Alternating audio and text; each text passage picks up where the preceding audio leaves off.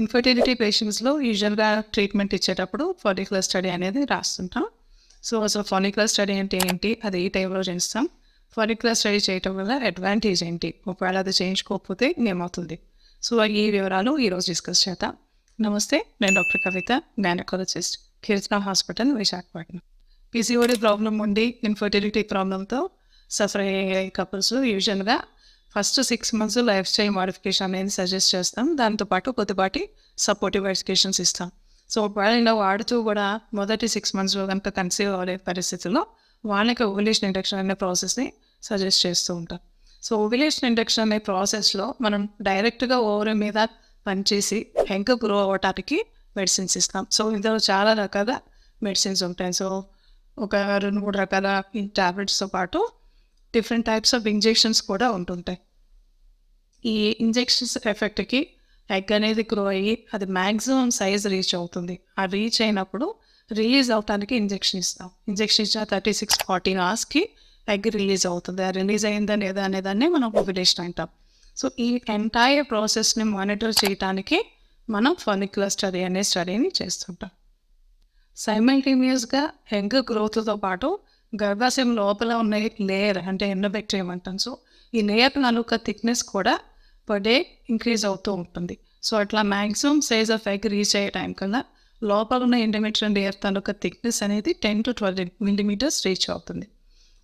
ఈ టైంలో మనం ఇంజెక్షన్ ఇవ్వడం వలన ఓవ్యులేషన్ అయిన తర్వాత ఫామ్ అయ్యే బేబీ వెళ్ళి గర్భాశయం లోపల పొరలో అటాచ్ అవ్వడానికి ఫేవరబుల్గా ఉంటుంది.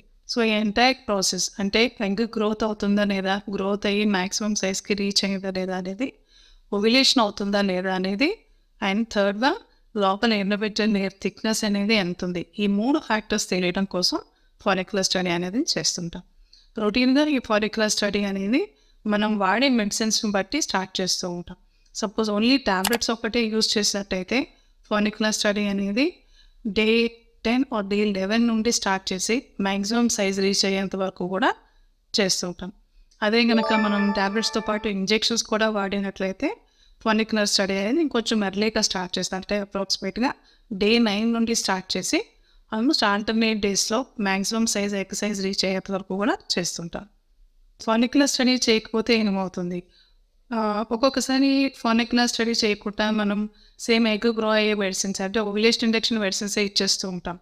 అలాంటి పరిస్థితుల్లో మనకు ఆ డోస్ సరిపోతుందా లేదా అనేది మానిటర్ చేయలేకపోతే మిస్యూజ్ చేయడానికి ఛాన్సెస్ ఉంటాయి. అంటే సరిపడని డోసే మనం కొన్ని నెలలు కూడా వాడే అవకాశం ఉంటుంది.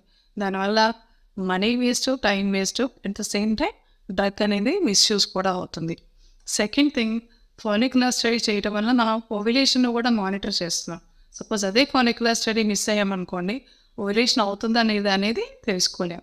ఎందువల్లంటే కొన్ని కేసెస్లో మనం ఇంజెక్షన్ ఇచ్చిన తర్వాత కూడా ఎగ్ అనేది రిలీజ్ అవ్వకుండా ఎగ్ లోపల ఉండే లిక్విడ్ అంతా కూడా జెల్లాగా కన్వర్ట్ అయిపోతూ ఉంటుంది. అన్రప్చర్డ్ ఫాలికల్ అంటూ ఉంటాం. ఆ ప్రాబ్లమ్స్ కొంతమందిలో ఉండడానికి ఛాన్సెస్ ఉంటాయి.